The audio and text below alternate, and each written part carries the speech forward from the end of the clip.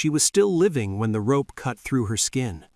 Not living in the way people usually mean it. Not yelling, not struggling, just breathing in short, broken breaths while the summer grass scratched into her back. The sun dried her blood into the dirt.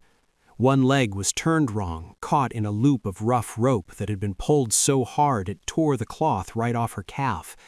The other leg lay useless, dust-covered and trembling. Her name was Emily Carter. She was 21 years old. Her ribs felt like they had been struck hard. Every breath came with a wet little sound. And her hip hurt so deep she could not tell if it was pain or something broken inside. And if no one stopped soon, she was going to die right there, where the prairie did not care enough to notice. The last thing she remembered clearly was the sound of hooves behind her. Not quick, not hurried, slow and patient, like whoever rode that horse already knew she could not escape him. She remembered hands on her ankle, a laugh close to her ear, a voice telling her to stop pretending this was not the law. Then the rope went tight. It only lasted seconds, maybe a half minute, long enough to harm her, not long enough to end her.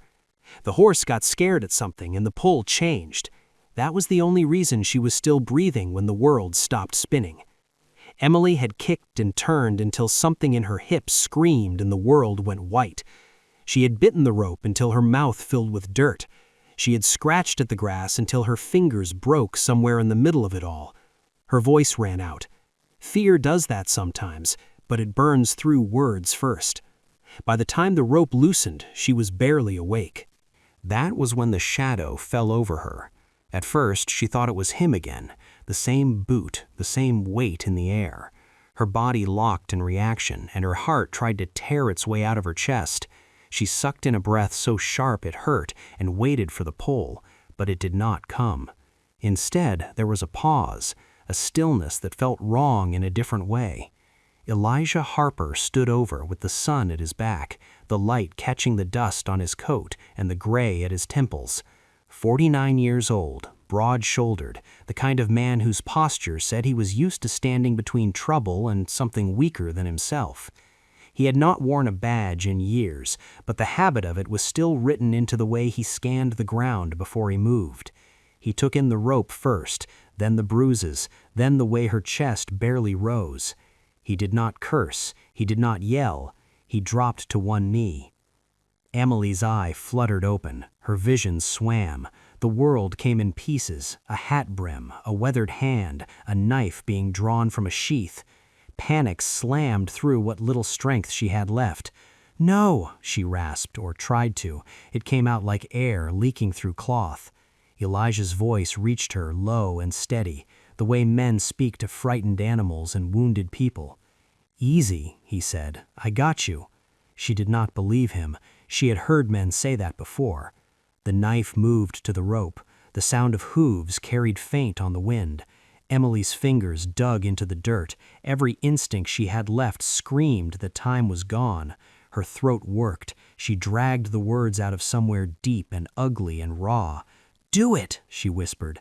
The knife pressed harder. The hooves sounded closer. "Hurry up!" Elijah did not rush. That was the strange part.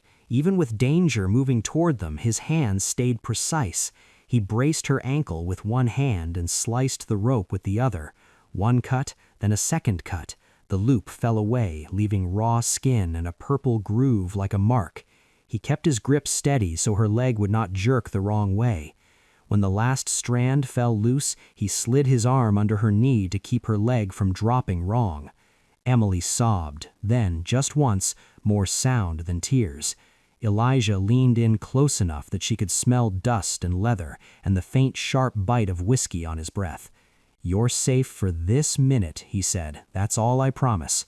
He glanced toward the rise behind them. The grass moved there, stirred by something heavier than wind. Elijah made a decision without saying it out loud. He lifted Emily like she weighed nothing and carried her low through the grass, keeping his body between her and the sound. His horse waited where he had left it, reins loose, ears flicking. Elijah settled her into the saddle with a gentleness that did not match the violence she had known before. He mounted behind her and turned the horse off the trail, angling toward land that folded and dipped enough to hide them. Only when the hooves faded again did Emily realize she was shaking. She sagged back against his chest, exhaustion crashing over her in waves in the heat, the pain, the terror that refused to let go even now. "Don't take me back," she whispered. Elijah felt the words more than he heard them. "Back where?" he asked. Her throat tightened. "Dodge City." The name landed heavy. Elijah's jaw set. He knew Dodge City. He knew the men who wore law there like a costume. He knew what happened to girls who learned things they were not supposed to hear. He guided the horse toward his ranch near Fort Dodge, far enough from town that the noise of it could not reach, close enough that trouble sometimes wandered in anyway. Behind them, somewhere on the prairie, a man with a badge would realize his rope had gone slack. And when that man came looking for what he believed belonged to him, what would Elijah Harper do? Hand the girl over and go back to his quiet retirement? Or stand in the way and reopen a fight he had walked away from years ago? If you were him, which choice would you make? Elijah did not ride fast. He lived like a rancher now, but he still moved like a lawman when trouble showed up. That surprised Emily more than anything else after what she had just survived. She expected panic. She expected shouting or hard hands or a man who treated her like something fragile that might break if touched wrong. Instead, Elijah guided the horse at a steady pace, cutting across the land where the grass grew taller and the ground dipped just enough to hide a trail. It felt strange to be moving without being chased. Her body sagged against him, every breath a reminder that she was still here. Pain sat in her leg like a hot stone, but it was a clean pain now, the kind that meant you were hurt, not hunted. They reached the ranch near Fort Dodge just as the sun began to drop. It was nothing special. A small house weathered by wind, a corral that leaned a little too much to the east, one cottonwood tree that had seen better years, the kind of place most people would ride past without noticing. Elijah noticed everything. He dismounted first, lifted her down slow, and set her on a bench by the door. He brought water, he brought a cloth. He did not ask questions while he worked. That mattered more than he knew. Emily watched his hands as he cleaned the rope burn and checked the swelling. He listened to her breathing for a moment, then nodded like it hurt, but it was steady. They were steady hands, not gentle in a soft way, gentle in a practiced way, like someone who had done this before and learned when not to rush. "You're safe here," he said. She almost laughed. People had said that before, too. But she did not argue. She did not have the strength for it. Inside the house smelled like coffee and dust and old wood. Elijah set her on the bed in the spare room and stepped back, giving her space like it was something she owned. That was when the shaking started. It came from nowhere, or maybe it had been waiting for quiet. Emily curled her fingers into the blanket and stared at the ceiling until the beams blurred. Elijah noticed anyway, but he did not ask what happened right away. He set a mug of coffee on the table and sat in the chair by the window, facing out like he was standing guard, even without a badge.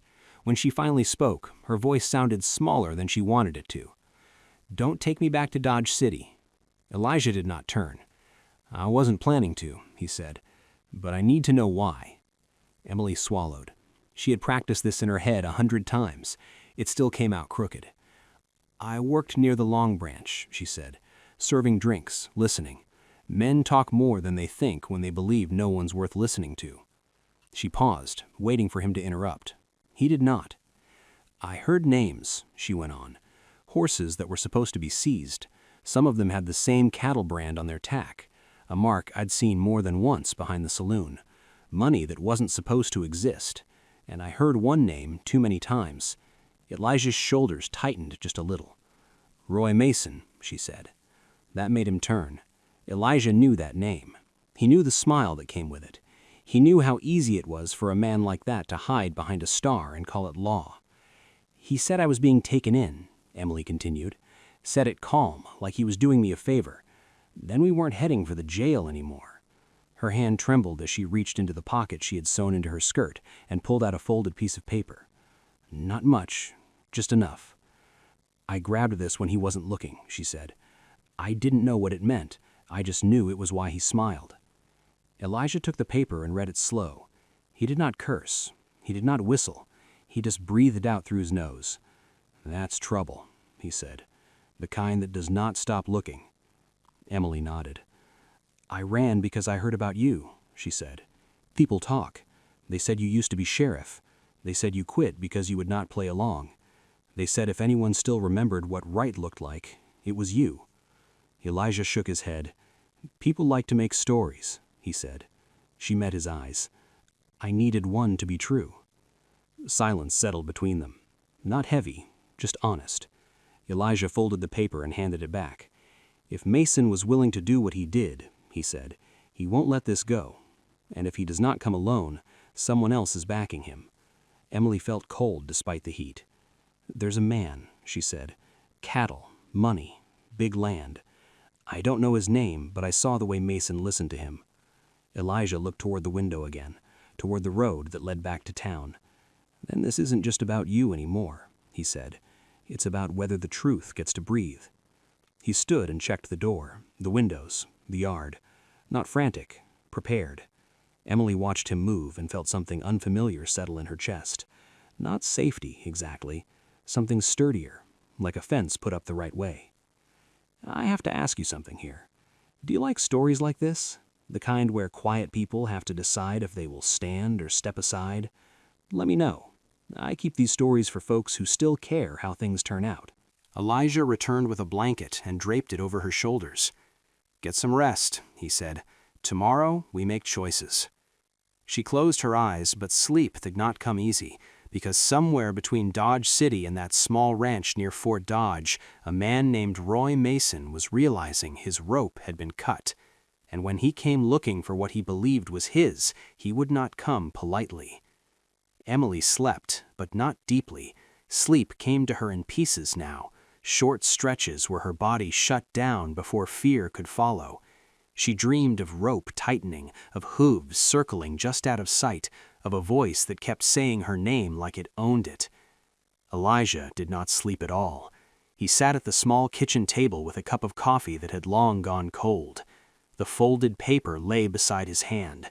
He did not look at it again. He already knew what it meant. He was not studying the past. He was listening for the future. The ranch was quiet in the way only rural places get at night. No train whistle, no saloon laughter, just insects and wind and the occasional creak of wood settling. Elijah checked the windows once more, then the door, then the yard. Habit more than fear. That was when the horse stopped outside. He did not ride in fast. He rode in like he belonged there. Close enough that Elijah could hear leather shift as a boot touched dirt. Someone had arrived who did not need to hurry. The knock came next. Slow, firm, confident. Elijah did not answer right away. He moved to the side of the door instead of in front of it, another habit, one he had learned long before retirement. The knock came again. "Evenin'," a man called, calm, polite, sheriff business. Emily stirred in the back room. Elijah opened the door just enough to see who stood on the porch. Deputy Roy Mason smiled like he was visiting an old friend. His hat sat just right, his badge caught the lamplight. His eyes stayed cold. "Evenin'," he said. "Didn't expect to see you out here." "I didn't expect company," Elijah replied, "especially this late." Mason held up a folded paper. "I'm looking for a young woman," he said. "Ran off from town. Name's Emily Carter. Thought you might have seen her." Elijah took the paper and glanced at it. He saw what he had expected to see. A seal pressed too fast, a signature that leaned the wrong way. Sloppy work for a man who usually took his time. "This isn't right," Elijah said. Mason's smile tightened. "You sure about that?" he asked. "Interfering with an arrest isn't a small thing." Elijah handed the paper back. "So is forging one," he said. For a moment neither man spoke. The air shifted. Mason stepped forward. Elijah stepped sideways. The deputy tried to force his way in then, not sudden, not wild, like he had already decided how this would go. Elijah blocked him, shoulder to chest, and the two men hit the porch rail hard enough to rattle the boards. The lantern tipped and fell. Darkness swallowed them. The sound of the fight was ugly and close. Grunts, wood cracking, boot scraping. Mason swung first and caught Elijah along the jaw. Elijah took it and drove back with his weight, shoving the deputy into the post. Inside the house, Emily sat up in bed, heart pounding. She did not scream. She did not run. She listened. Outside, Mason reached for his gun. Elijah kicked his wrist. The revolver skidded across the porch and dropped into the dirt.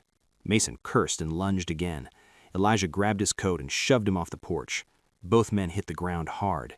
The deputy rolled and came up fast, blood at his lip now, eyes no longer smiling. "This doesn't have to go bad," Mason said. Elijah stood his ground. "It already did," he replied. For a split second, it looked like Mason might try again. Then he noticed something Elijah had hoped he would not: a second set of boot prints in the dust near the fence line. Not fresh enough to be tonight, but fresh enough to tell a story. Mason's eyes narrowed and his smile returned like a knife sliding back into his sleeve. "You think this place is quiet?" he said. "You think being out here makes you invisible?" He backed away slowly. "This isn't over." And then he was gone, mounting his horse and riding off into the dark. But he rode with one hand lower than before, pressed against his side because Elijah's last shove had driven him into the porch post harder than he wanted to admit. Elijah stood there until the sound faded completely. Only then did he breathe out. Emily stepped onto the porch, wrapped in the blanket Elijah had given her. She was shaking again, but she was standing. "He knows," she said. "Yes," Elijah replied. "And he didn't come to take you tonight." She frowned. "Then why come at all?" Elijah looked down at the dirt where something glinted faintly. He bent and picked it up. Not a badge, not a button, a small metal token stamped with a brand mark he recognized but could not place. "He came to see if I would fold," Elijah said, "and to make sure someone else knew where you were." Emily felt a chill crawl up her spine. "Someone else?" Elijah nodded. "There's always someone else." He turned back toward the house. "Pack light," he said. "Tomorrow we don't wait for him to decide what happens next. Because somewhere between Dodge City and that quiet ranch, Roy Mason was already telling another man that the old sheriff had stepped back into the fight, and that man would not knock first." They left before sunrise, not because Elijah liked the dark. He did not. He preferred seeing things clearly, but he knew men like Roy Mason did their best work when other people stayed still, and Elijah was done staying still. Emily sat wrapped in a coat that was too big for her. Her injured legs stretched carefully across the saddle. The pain had settled into a dull, steady ache. Not gone, just quieter, like it was waiting. They did not take the main road. Elijah cut them along a low trail that followed the bends of the land toward Fort Dodge, the kind of route you learned only after years of watching where people did not look. He rode with his head up and his eyes moving, the way he had when he still wore a badge. Old habits have a way of waking up when you need them most. Emily watched him from behind, taking in the way he never hurried but never drifted either. He moved like a man who had already measured the cost of every step and chosen to pay it anyway. "You've done this before," she said quietly. Elijah did not smile. "I used to believe standing still was enough," he said. "Turns out it just makes it easier for the wrong people." They reached Fort Dodge by mid-morning. The air smelled of dust and horses and old iron. Soldiers moved about their business. Civilians kept their heads down. The world kept turning like it always did. Elijah brought them straight to the marshal's office. Thomas Grant was not an impressive man to look at. No polished boots, no fancy words, just a solid build and eyes that missed very little. He listened while Elijah talked. He listened while Emily spoke. Then he asked 3 sharp questions that made Emily's stomach tighten. Dates, names, where she was standing when she heard it, what the ink smelled like. He read the paper once, then he held it closer to the light, like he was looking for the lie hiding in it. Only after that did he nod. "That deputy has been circling trouble for a while," Grant said finally. "Never close enough to grab, always just outside the line." "I've heard his name in the wrong places," Grant said. "I just never had a witness brave enough to stand still long enough to point." Emily felt a small knot loosen in her chest. "So you believe me?" she asked. Grant nodded. "I believe patterns," he said, "and yours fits." He folded the paper and set it aside. "This does not end with him," he added. "Not if he's working for who I think he is." That was when the other name came out. Harlan Voss. Even Emily had heard that one. Big cattle money, big land, the kind of man who paid other men to get their hands dirty so his stayed clean. If Roy Mason was the rope, Voss was the one holding it. Grant leaned back. "We can catch the deputy," he said, "but if Voss thinks his interests are threatened, he will not wait for a warrant." Elijah already knew that. The plan they made was simple and dangerous. They would let Mason come again, let him bring proof of his intent, Let him believe the girl and the paper were still within reach, and they would be ready. On the way back to the ranch, the land felt different, too quiet. Elijah noticed the birds first, how they lifted all at once, then went silent. He pulled the horse to a stop. "Down," he said. Emily slid off as best she could, wincing but moving. Elijah guided her into a shallow dip by the creek bed just as the first shot cracked the air. The sound snapped sharp and close. Dirt kicked up near where they had been a second before. Elijah rolled and drew his gun, not firing, just watching. He did not see faces, he saw movement, shadows shifting where they should not be. Men were waiting, not deputies, not law, hired. Another shot rang out, this one closer. Elijah fired once, not to hit but to send a message. The return fire paused, just a breath. Enough. He grabbed Emily and pulled her low along the bank. Using the curve of the land the way it was meant to be used, Emily had to crawl the last few feet on her own. Her palms scraped on rock and dirt, and she held her breath so hard her chest ached, terrified her breathing alone would give them away. They moved in short bursts. Stop. Listen. Move again. One of the men rushed too fast. Elijah met him with the butt of the gun and dropped him hard, but not before a fist-sized rock caught Elijah across the shoulder. Pain flashed hot and bright. Another man fired again, and the shot clipped the brim of Elijah's hat close enough to tear it. Then a shot caught him for real. It kissed the top of his shoulder, tore his shirt, and left a hot line of blood running down his arm. He bit back a sound and kept moving. They were not trying to win a fair fight. They were trying to scare them into giving up. The silence afterward felt louder than the shots. They were paid to send a message, not to die on a creek bank for a deputy's pride. They waited a long minute before moving again. When they finally lifted their heads, the place they had been standing was peppered with fresh cuts in the grass. If they had been one step slower, the story would have ended right there. Emily's hands shook, but her voice did not. "They knew where we were," she said. "Yes," Elijah replied, "and now they know I won't fold." Elijah wrapped his shoulder tight with a strip of cloth on the move, not to fix it, just to keep the blood from talking too loud. They reached the ranch just after noon. Grant was already there, posted out of sight with 2 men who knew how to wait. They spoke quietly, checking lines of sight, deciding where darkness would help instead of hurt. Emily sat on the porch step and stared out at the land. "Why are you doing this?" she asked Elijah. "You could have handed me over and stayed quiet." Elijah considered that. "I tried quiet," he said. "It didn't work." He stood and looked at the house, the corral, the stretch of open ground beyond. "Tonight," he added, "we find out how far they're willing to go." As the sun dipped low and the heat finally broke, a familiar sound drifted across the prairie. Hooves, slow, unhurried, coming straight for the ranch. And this time, the man riding did not come alone. The hooves came slow and steady. That was the first thing Elijah noticed. Not rushed, not careless, the kind of pace a man keeps when he believes he owns the ground he's riding on. The sound rolled across the prairie like a warning that had already decided what it meant. Emily stood inside the house with the lamp turned low. She could see the road to the front window. One rider led. 2 followed at a distance far enough to look harmless, close enough to be trouble. Elijah did not move to the door. He moved to the side of it. Grant and his men were already in place beyond the corral, hidden by the lay of the land in the last stretch of tall grass. They had waited all afternoon for this moment. Waiting was something men like them understood. The lead rider stopped at the gate. Roy Mason swung down from his horse like he had all the time in the world. He adjusted his coat, straightened his hat, smiled at the house as if he were about to be invited in for supper. "This is your last chance to be sensible," he called out. Elijah stepped onto the porch. "You brought friends," he said. Mason shrugged. "Just making sure everyone feels safe." Behind him, the 2 men shifted in their saddles. Not deputies, no badges, just hired muscle pretending to be scenery. Mason held up a folded paper again. "Still official," he said. "I'll take the girl now." Elijah did not step aside. "You already tried that," he said. "Didn't work." The smile slid off Mason's face. "Don't make this harder than it has to be." Mason stepped forward. One of the men behind him moved too. That was all Grant needed.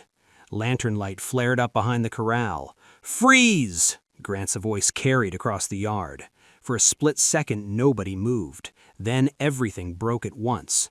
One of the hired men bolted. The other went for his gun. Elijah moved at the same time Mason did. They collided hard on the porch, shoulder to chest, both men grunting as they struggled for balance. The gun went off. The shot punched into the porch rail and splintered wood. Emily gasped inside the house, but she did not scream. Elijah drove Mason backward, forcing him down the steps. They hit the dirt and rolled. Mason was strong, desperate strength, fueled by the knowledge that he was out of room to maneuver. Elijah was steady. He blocked a punch and returned one. Not wild, not angry, just enough. Mason clawed for his gun again. Elijah kicked it away. Grant's men closed in fast, weapons leveled. Mason froze. "This isn't right," he spat. "You got no authority out here." Grant stepped into the light. "Actually," he said, "I do." He bent and picked up the dropped gun. "Attempted assault," he continued, "forgery, abuse of authority, and that's before we even get to the girl inside." Mason laughed, sharp and hollow. "You think this ends with me?" he said. "You don't know who you're stepping on." Emily came onto the porch then, wrapped in her coat, standing straight despite the tremor in her hands. "I know exactly who," she said. Grant turned slightly, acknowledging her without pushing her forward. "Miss Carter has something to say," he told Mason. She held out the folded paper. "This came from you," she said, "and from the man you work for." Mason's eyes flicked to it. For the first time, he looked worried. The cuffs went on next. Not gentle, not cruel, just final. As Mason was led away, he twisted back toward Elijah. "You think you won?" he said. "Voss will bury you." Elijah met his gaze. "Then he can try it honest," he replied. The riders disappeared into the dark. Silence rushed back in. Grant stayed long enough to make sure everything was secure. "He'll be held," he said, "and tried. The paper helps. Your testimony will finish it." Emily nodded. "And the man behind him?" she asked. Grant did not answer right away. "That one takes longer," he said. "Money makes walls thick." The days that followed moved slow and then fast, the way waiting always does when your life is on the line. Couple weeks of paperwork, few more weeks of whispers. Then the courthouse date finally came, like a toothache you cannot ignore. Emily traveled to Dodge City under guard. She stood in the courthouse and told her story. Her voice shook at first, then it steadied. The room listened. Some faces hardened, some softened, some looked away. A few folks who used to tip their hat to Elijah suddenly found the floor interesting. Money does that. Fear does that too. Elijah sat behind her. He did not speak. He did not need to. Mason was found guilty. Not everyone clapped. Justice rarely gets applause in places like that. But it happened. Voss did not sit in the defendant's chair. Not yet. Outside the courthouse, Emily breathed in the dusty air and felt something loosen inside her. Not relief exactly, more like space. They rode back to the ranch in the evening light. The land looked the same, open, wide, indifferent. But Emily felt different. "I thought it would feel finished," she said quietly. Elijah nodded. "It never does," he said. "It just changes shape." They settled into a rhythm after that. Emily stayed at the ranch to recover. She helped where she could, learned the shape of the days, learned which silences were safe. But trouble does not like being ignored. It comes back wearing cleaner clothes. A week later, a letter arrived. No threats, no shouting, just neat handwriting and careful words. An invitation to talk, signed with a name Emily recognized immediately. Harlan Voss. Elijah's eyes dropped to the corner of the paper. The wax seal carried a cattle brand stamped into it, the same mark as the token Mason had left in the dirt. That was not an invitation. That was a reminder. She read it twice, then handed it to Elijah. "He's not done," she said. Elijah folded the paper slowly. "No," he agreed, "he's just getting started." And as the sun dipped behind the cottonwood and the shadows stretched long across the yard, Emily realized something that made her chest tighten. Winning the fight had been the easy part. Living through what came next would take something else entirely. The letter from Harlan Voss sat on the table for a long time. Elijah did not rush to open it again. He had lived long enough to know that some words do their damage just by existing. Emily watched him from the doorway, noticing how calm he looked and how much effort it took to keep it that way. They did not talk much that evening. Not because there was nothing to say, but because both of them were learning something important. Winning a fight does not mean the fight is finished. Sometimes it only means you have earned the right to choose what kind of person you will be next. Emily stayed, not because she had nowhere else to go, but because she finally had somewhere she was not treated like a problem to be managed. She helped with the small things first: mending, feeding, cleaning, the ordinary work that reminds you that your hands still matter. Elijah noticed the change before she did. She slept longer. She flinched less. She laughed once when a fence post leaned the wrong way and nearly took him with it. It was a small laugh, but it felt like a victory. The days passed, quiet days, honest ones, and in that quiet, something deeper began to settle. Emily realized that courage was not what she had imagined when she was younger. It was not loud. It did not always feel strong. Sometimes it felt like standing still when everything in you wanted to run. Sometimes it felt like telling the truth, even when your voice shook. Sometimes it felt like choosing to stay kind in a world that rewarded cruelty. Elijah had his own lessons to relearn. He had walked away from the badge because he thought decency had lost, because fighting the rot had cost him more than he was willing to keep paying. But watching Emily rebuild herself piece by piece reminded him of something he had forgotten. You do not fix a broken system all at once. You fix it one decision at a time, by refusing to become what hurt you. The invitation from Voss was answered in the simplest way possible. It was not accepted. No meeting, no negotiation, no bending, just silence. That silence did not mean safety, but it meant clarity. Emily asked him one night why he did not take the easier path, why he did not send her away and return to being left alone. Elijah thought about it for a long moment. "Because quiet isn't peace," he said. "It's just the absence of noise." She understood that. They talked about the future then, not in big promises, just in small truths, about staying, about building something that could last longer than fear. When the wedding happened, it was not a spectacle. No crowd, no celebration meant to impress, just a few witnesses, a spoken vow, two people choosing each other without pretending. It did not solve everything. It did not, but it gave them something better, a shared direction. Two people who had both learned that real strength is not in never falling. It is in choosing to stand back up together. Emily became Mrs. Harper without losing herself, without shrinking. She stood taller, not because she was protected, but because she knew she was no longer alone in standing. Elijah did not become a hero again.